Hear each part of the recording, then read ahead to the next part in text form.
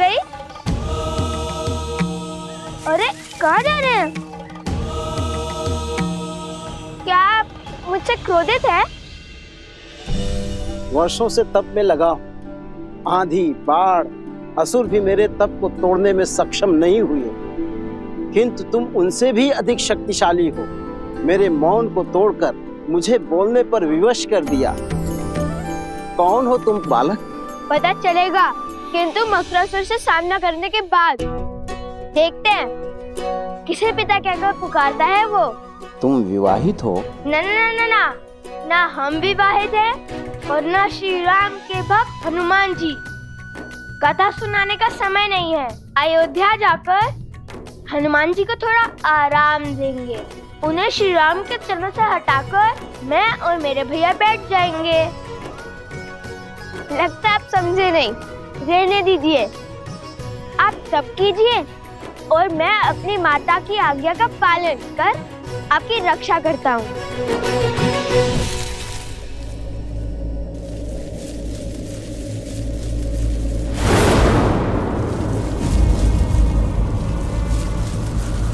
ये वृक्ष तो सूख रहा है।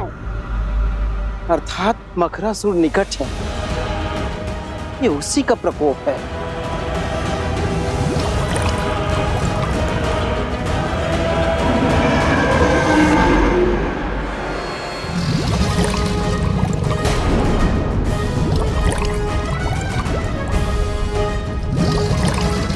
भैया, माता संकट में है।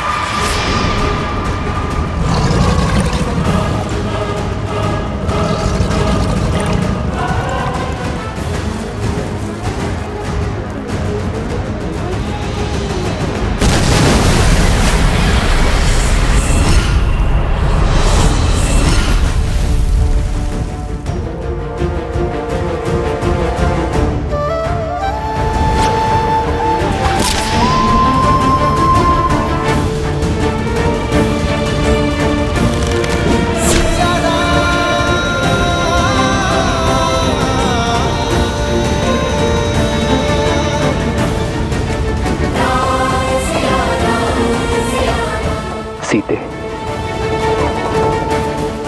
माता, माता।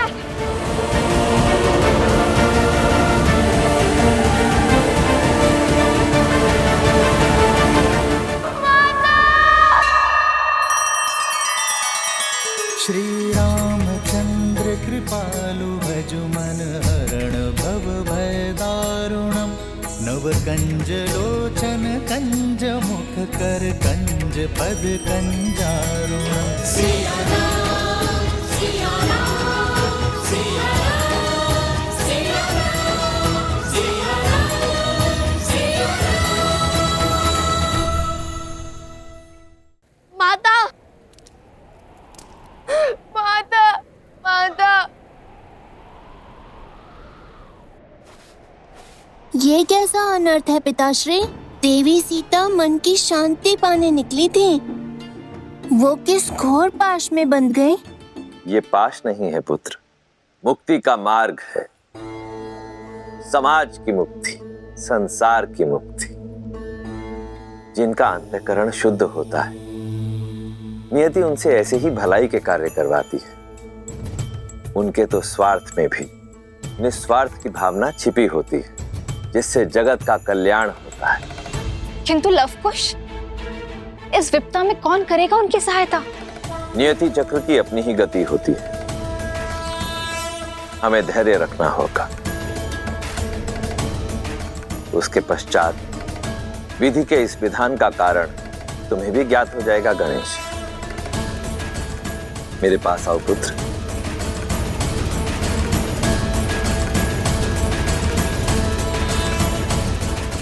वन देवी, वन देवी, माता, वन देवी।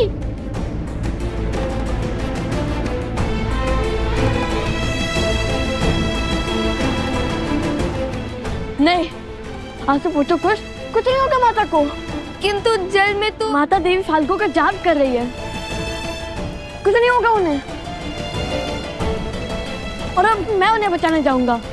देखो, जल में कूदने से कोई लाभ नहीं होगा। जल में मकरासुर की शक्ति का सामना करना असंभव है। उस दुष्ट को हराना है तो उसे उसके साम्राज्य से, इस नदी से बाहर निकालना होगा।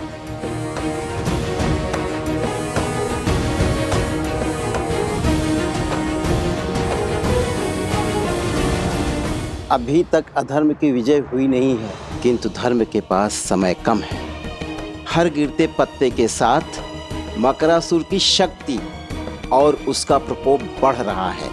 शीघ्र तुम्हारी माता को इस विषैले जल से बाहर निकालना होगा।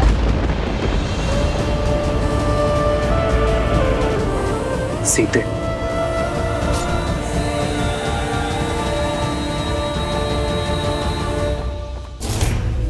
ये अस्त्र अगर इसको चीर सकता है, उसको भी मार सकता है।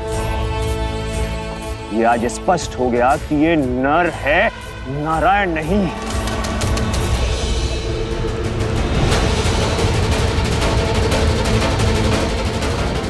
प्रभु,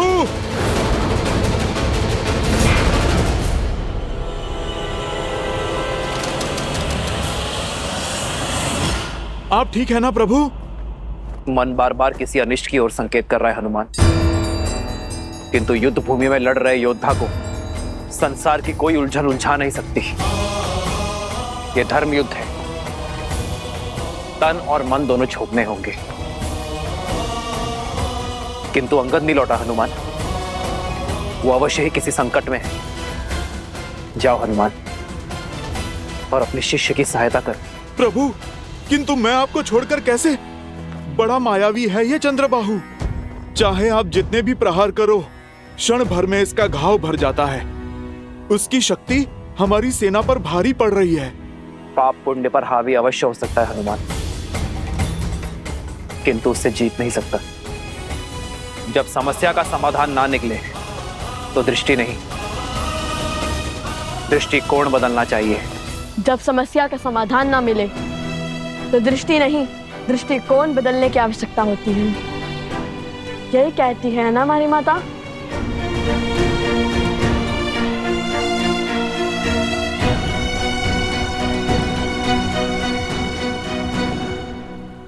यदि वो जल के भीतर शक्तिशाली है और उसे बाहर लाना असंभव है, तो फिर हम जल को उस तक पहुंचने से रोकेंगे, नदी का प्रवाह अवरुद्ध कर देंगे। ये कैसे होगा लव? मुझे तो ये युक्ति भी असंभव लगती है। यह भैया के मुख से निकली बात कभी असंभव नहीं हो सकती।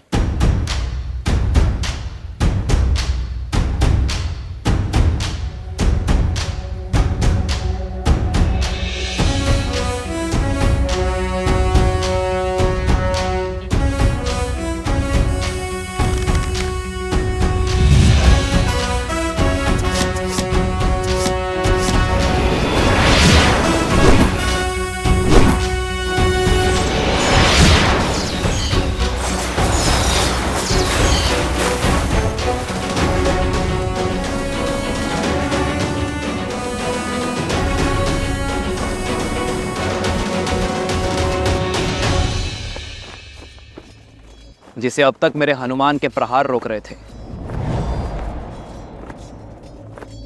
उसे अब मेरे बाण रोकेंगे। वो मारा नहीं जा सकता, किंतु बांधा जा सकता है।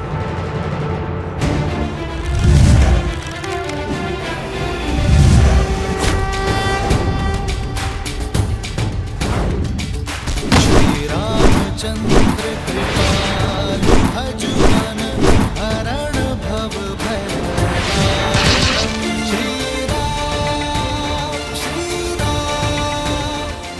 जाओ हनुमान, शीघ्र अतिशीघ्र अंगद को खोजो। जो आज्ञा प्रभु। जाओ। राजा राम श्री राम।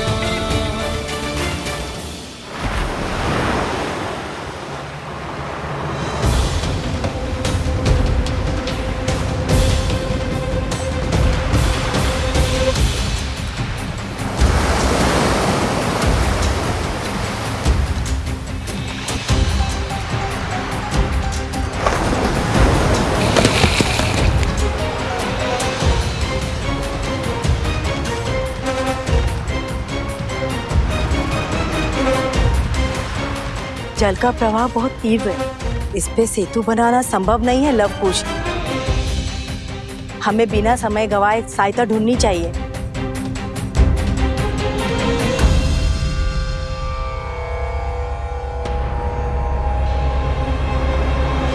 अब हरी पत्तियां कुछ शेष ही रह गई हैं।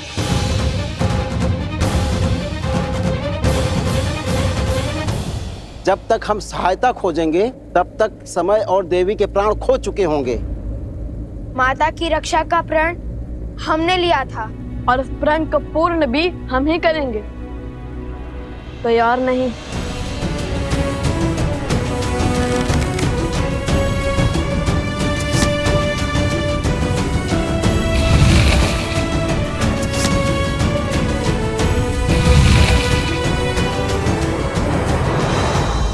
आप सब हर बाण पर राम नाम लिखो। राम नाम में शक्ति है, वो सेतु बना सकता है, जल आश्रम तक पहुंचा सकता है, तो जल को रोक भी सकता है। अति उत्तम कुश। हम बांध को दोनों छोर से बनाना शुरू करेंगे और बीच में आ मिलेंगे। इससे नदी का प्रभाव बीच से निकल जाएगा और किसी एक और अधिक दबाव भी नहीं बनेगा।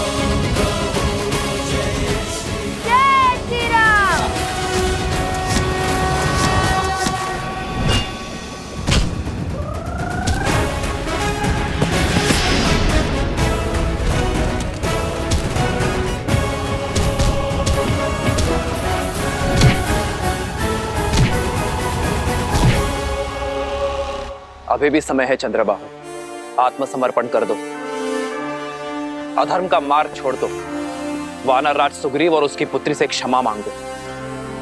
यदि उन्होंने तुम्हारे दुस्साहस को क्षमा योग्य माना तो यह युद्ध अभी इसी क्षण समाप्त हो जाएगा। तुम्हें दंड अवश्य मिलेगा, किंतु तुम्हारे प्राण बच जाएंगे, अपने पापों से मुक्त हो जाओगे तुम और तुम्हारे शब्द। पहले मेरे पिता की माया, फिर उनके शब्दों ने तुमसे तुम्हारा बल छीन लिया।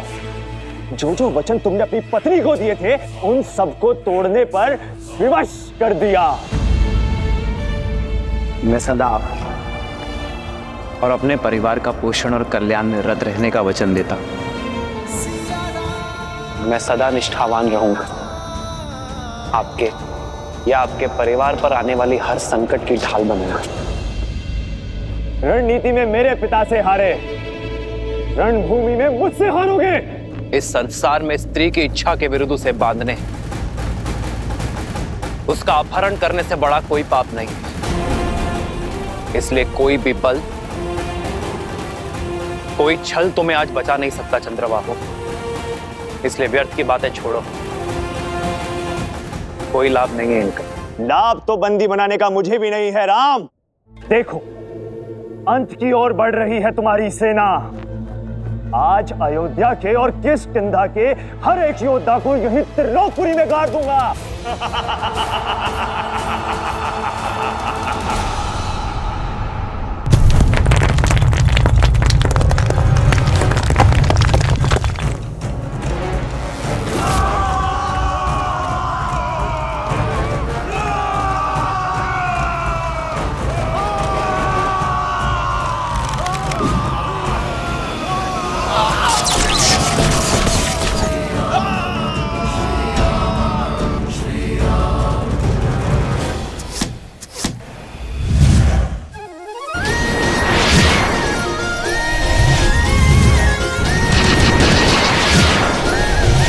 आपके लव कुश आ रहे हैं माता। तनिक धैर्य और माता, बाण बनने को है।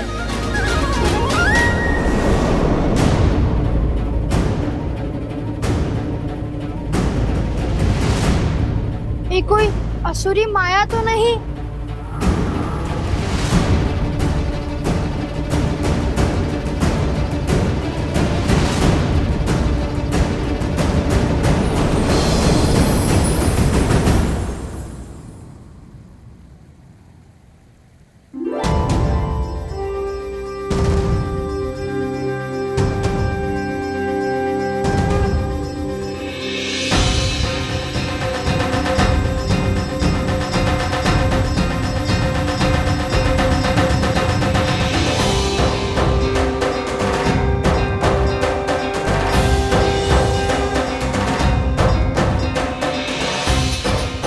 मुख की शीतलता और तन की सौम्यता से तो देवी लग रही है।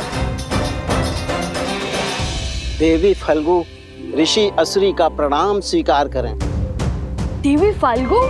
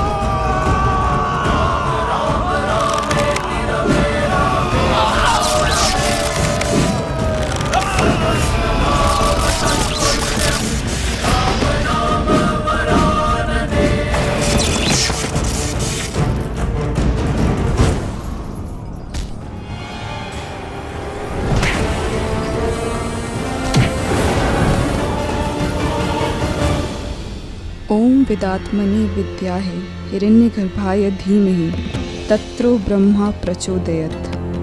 ओम विदात्मनि विद्याहे हिरण्यगर्भाय धीमहि तत्रो ब्रह्मा प्रचोदयत्।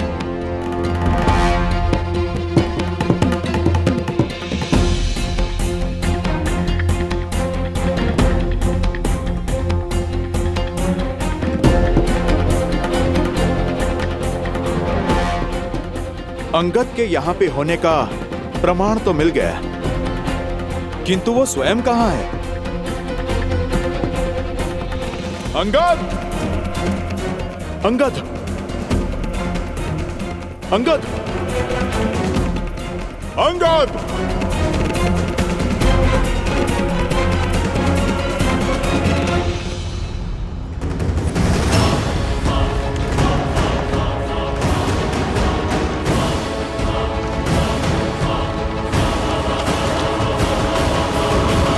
असुरी, ये बांध कभी पूरा नहीं हो सकता। यदि मेरा प्रवाह रुका तो आसपास के सारे क्षेत्र बाढ़ में बह जाएंगे। बांध नहीं तो हमारी माता का क्या होगा? देवी, आप तो कुछ भी कर सकती है ना। हम लोग धर्म के साथ हैं, हमें हमारा कार्य पूर्ण करने दीजिए। हाँ देवी, आपको तो हमारी सहायता करनी चाहिए। जैसे समुद्र देव ने सेतु बनाने के लिए श्री राम का सहयोग किया था, और हम तो श्री राम के सबसे बड़े भक्त हैं, हनुमान जी से भी बड़े। देखिए, मैं तुम्हारी दुविधा समझ सकती हूँ। कर पाती तो सहायता अवश्य करती, किंतु सत्य यही है, मेरे प्रवाह को रोका नहीं जा सकता। आप तो स्वयं माता है, आपके कारण जीवन है। क्या माता के बिना जीवन संभव है? श्री राम के धनुष पर ब्रह्मास्त्र चढ़ चुका था। समुद्र देव की क्षमा याचना के बाद उत्तर में ध्रुमकुलिया की ओर छोड़ना पड़ा, जहाँ राक्षसों का धर्म शिखर पर था। उसी प्रकार आप भी अपना प्रभाव मोड़ दीजिए ना। बहाना ही है तो धर्म के बल से अधर्मियों को बहाइए।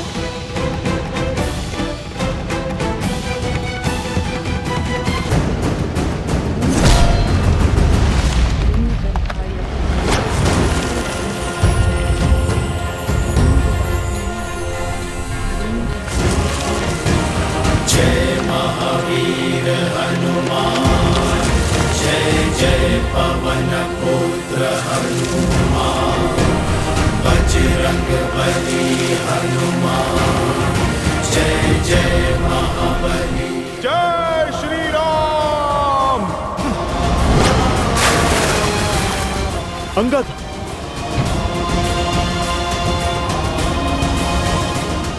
अंगद, अंगद, अंगद, तुम ठीक हो?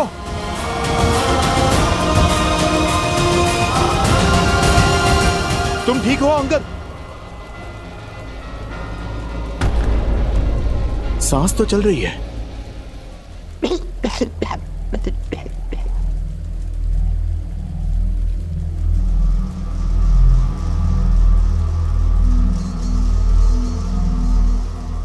उसे रोकिए, अन्यथा ये युद्ध कभी समाप्त नहीं होगा। किंतु तुम अंगद? ठीक।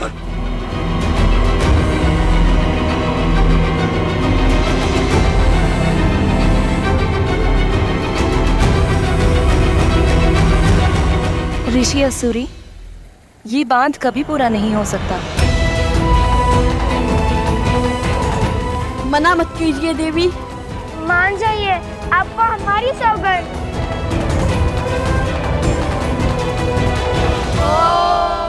मधुजक्ता हितायने मधु रक्षन्ति सिन्धवा वादी विना संतो वसी मधुनक्तो तोसो मधुपाती वरजः।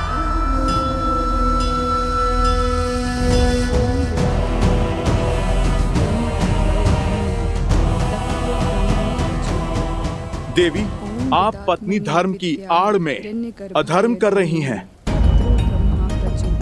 उस अधर्मी की सहायता कर धर्म को तार तार कर रही हैं। आपके पति ने एक नारी के विरुद्ध अधर्म किया है। देवी, आप रुक जाइए, ये मंत्र बंद कीजिए।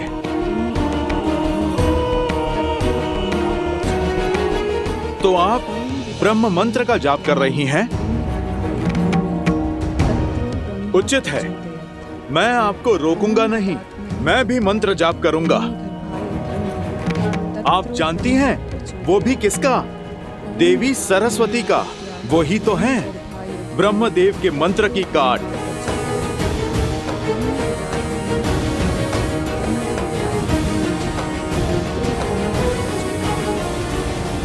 हे देवी सरस्वती, आप उपकार करें, जो यहाँ की सूखी नदियां हैं उनमें उफान भरे।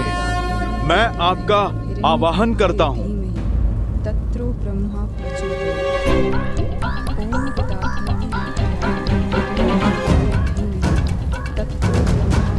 माता, आप आइए ना, बहा के ले जाइए इन असुरों को और इनके साथ चंद्रबाहु को भी। इससे पूर्व कि मैं मंत्र जाप आरंभ करूं और यहाँ की सूखी नदियों का उफान आपके चंद्रबाहु को बहा कर ले जाए। देवी, आप रुक जाइए, मैं आपको वचन देता हूँ, उसे मृत्यु नहीं, प्रभु श्री राम के हाथों मोक्ष मिलेगा। और देवी, यदि माता सरस्वती का वेग उसे बहाकर ले गया तो वो जहाँ जाएगा मैं उसे बिना अन्न जल के वहीं बांध दूंगा। जीवित रहकर भी मृत का जीवन जिएगा आपका पति।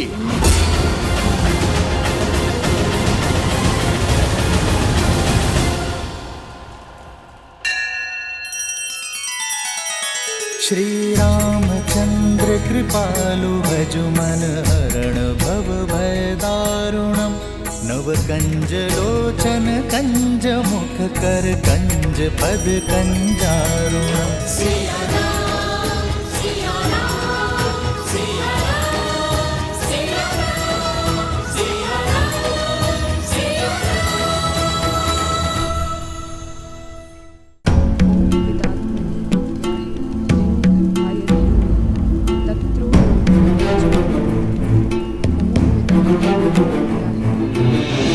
मन में आए इस विचार के पीछे अवश्य ही प्रभु की कोई लीला होगी। चलो माता सरस्वती से ही सहायता की गुहार लगाई जाए।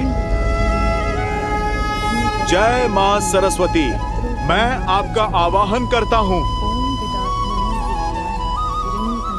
ओम ऐं ह्रीं श्रीं वाग्देव्यै सरस्वत्यै नमः।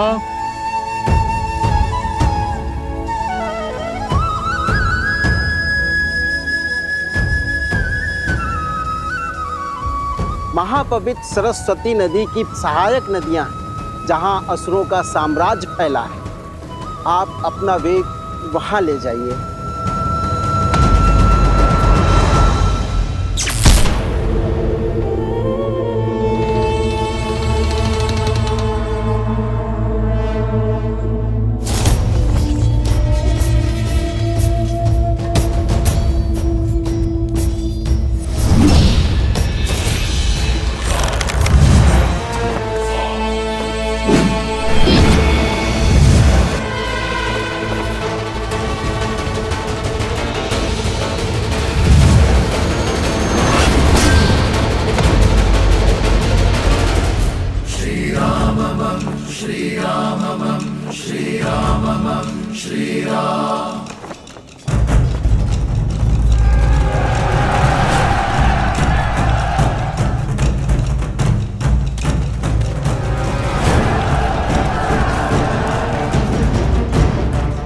अब क्या करोगे राम?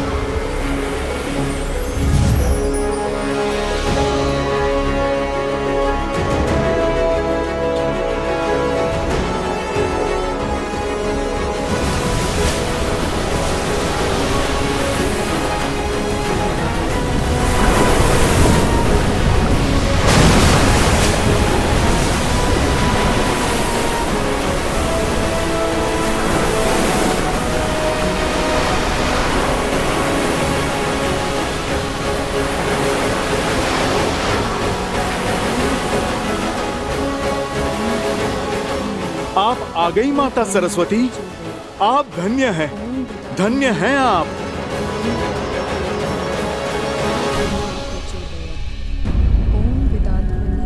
देवी, आपको माता सरस्वती के आने की गड़गड़ाहट सुनाई दे रही है? आप रुकिए, मैं अभी आपको स्पष्ट सुनाता हूँ।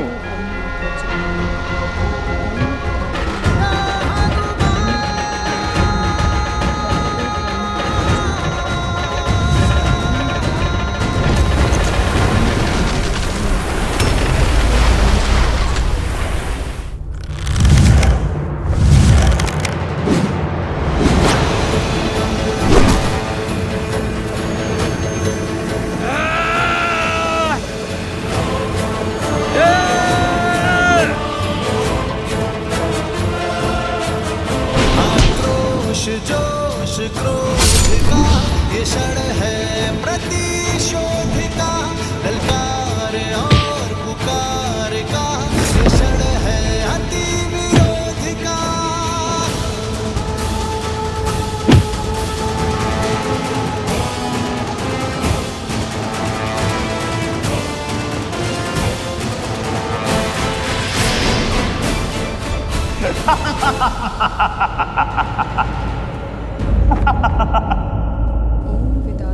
अद्भुत, अद्भुत, वो देखिए, वो डूबा चंद्रबाहु।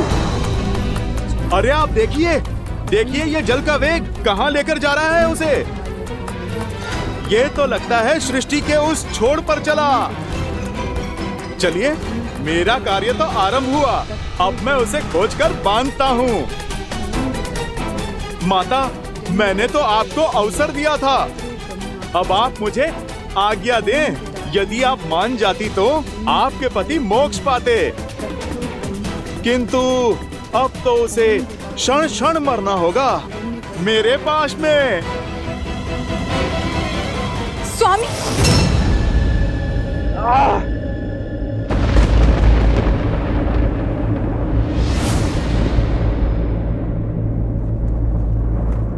ये नहीं हो सकता। पद्मा, पद्मा, पद्मा।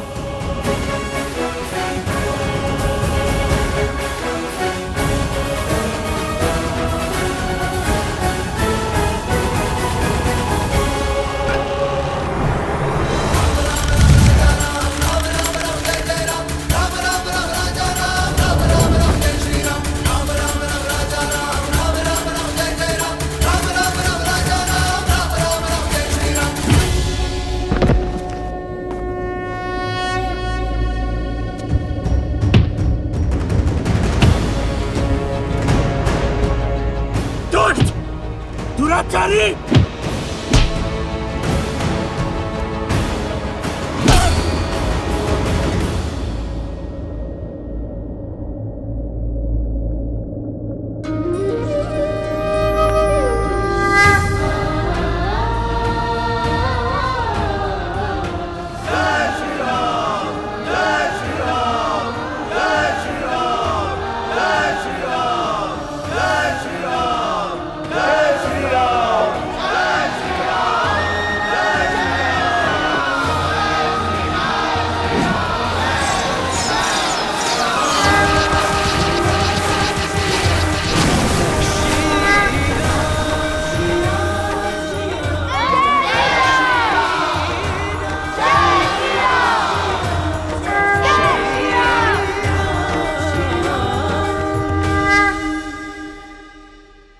लव और कुश, आज तुम दोनों की बुद्धि और देवी सरस्वती के बल से त्रिलोकपुरी में असुरों का संहार हुआ। सहायता के लिए धन्यवाद देवी। मेरा आशीर्वाद सदा ही तुम दोनों के साथ है।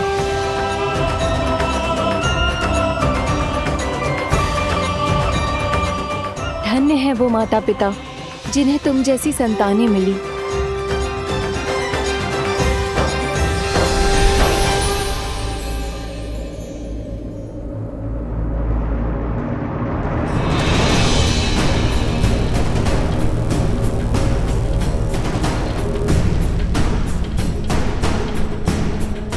ये क्या है?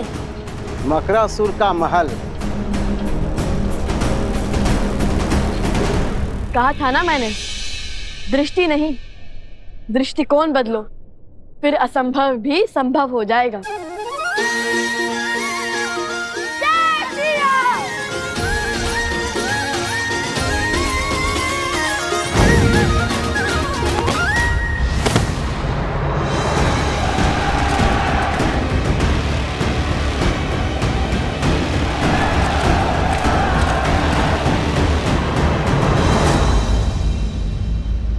रुक क्यों गए महादेव, वो भी कथा के इस रोचक मोड़ पर? रुका मैं नहीं गौरी, रुका तो बुद्धि के देवता गणेश के विचारों का प्रवाह है। गणेश, किस विचार ने घेर लिया तुम्हें? माता, हनुमान जी ने माता सरस्वती का आवाहन किया और बाढ़ आ गई, असुरों को अपने साथ बहा ले गई। किंतु बाढ़ तो लवकुश के प्रयासों का फल भी हो सकता है। यदि वो दोनों फल्गु पर नहीं होते, क्या तब भी माता सरस्वती बाढ़ लाती? सूर्य अपने आकर्षण से धरती और चंद्रमा को खींचता है गणेश, और धरती और चंद्रमा अपने बल से सूर्य को खींचते हैं। यही प्रकृति का संतुलन है। इस कथा में भी हर कड़ी एक दूसरे से जुड़ी हुई है। संसार में जहां कहीं भी भलाई का कार्य होता है, वो भलाई के अन्य कार्यों को प्रोत्साहन अवश्य देता है। जैसे वर्षा के आगमन पर स्वयं समुद्र उठकर उसका स्वागत करता है, उसी प्रकार जब जब संसार में कहीं भी भलाई का कार्य होता है, तब तब भलाई का प्रत्येक अंश उसका स्वागत करता है। और फिर ये तो कथा ही जन्मों के संबंध की है, सिया राम की है। वो दोनों भले ही एक दूसरे से दूर हों, परंतु फिर भी एक दूसरे की भलाई का मार्ग अवश्य खोज निकालते हैं। अर्थात यदि एक व्यक्ति के सुकर्म दूसरों को प्रोत्साहन दे, तो धर्म की ये कड़ी अधर्म को धराशायी कर सकती है। हाँ पुत्र। अद्भुत। समझ आया। अब आगे की कथा सुनाइए ना पिताश्री। अवश्य।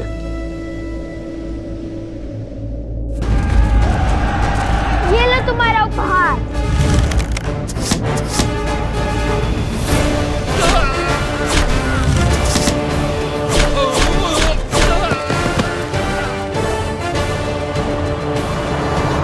समय निकलता जा रहा है और मकरासुर की शक्तियां बढ़ती जा रही हैं।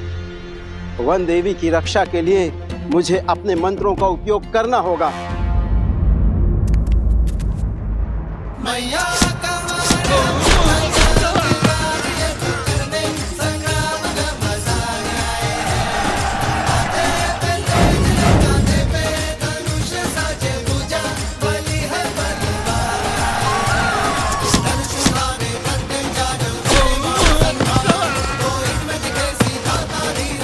अति उत्तम।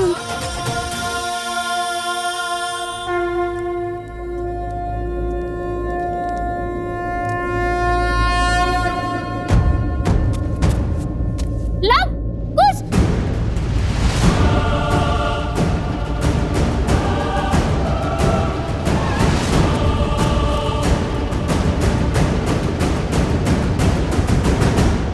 हमें उनकी सहायता करनी होगी, किंतु कैसे?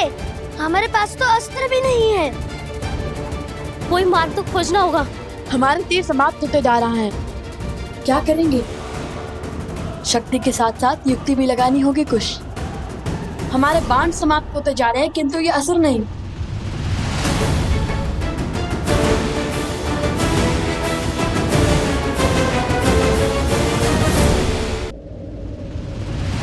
कुछ ये ध्यान करने का समय नहीं है। युक्ति की खोज स्मरण करने का प्रयास कर रहा हूँ। कि कभी श्री राम भी इस स्थिति में फंसे थे जहाँ उनके तीर समाप्त हो गए हो।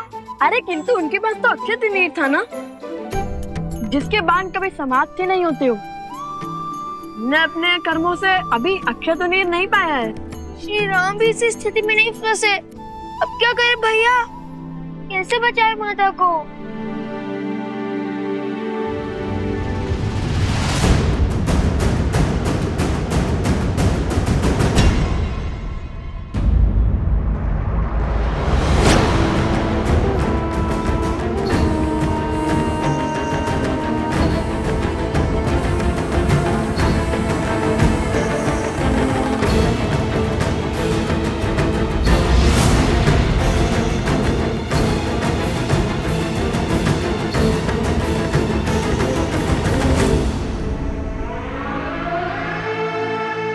जाओ मकरासुर, तोड़ो सीता का तप। ये तप ही है जो धर्म को बल दे रहा है। ये टूटा तो हमारी विजय और इसके पुत्रों की मृत्यु निश्चित है।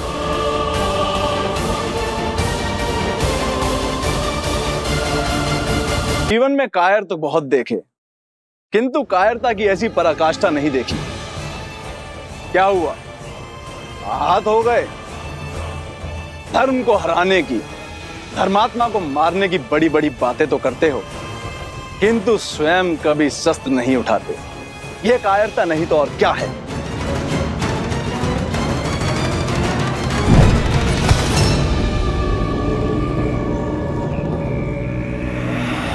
ये है तुम्हारा अस्त्र और ये है तुम्हारे सेनापति। हर योद्धा का अपना अस्त्र और अपना शस्त्र होता है, किंतु हाथ में थामा हर शस्त्र टूटकर बिखर सकता है, जलकर स्वाह हो सकता है। जब दो अस्त्र टकराएंगे तो एक का टूटना निश्चित है, किंतु मेरा अस्त्र न किसी के थोड़े टूटेगा न किसी के जलाए भस्म होगा। ऐसा कौन सा अस्त्र है आपके पास? शब्दों का अस्त्र, वचनों के बाण। वो शब्द, वो वचन जो बड़े से बड़े साम्राज्य को तराशाई कर सकते हैं।